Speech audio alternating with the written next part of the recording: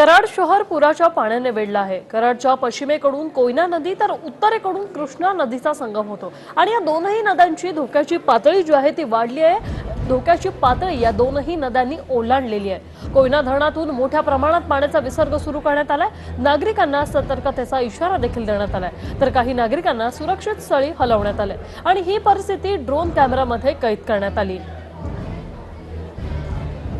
अशा प्रकारे कराड या शहराला सर्व पाण्याने व्यापलेलं आहे।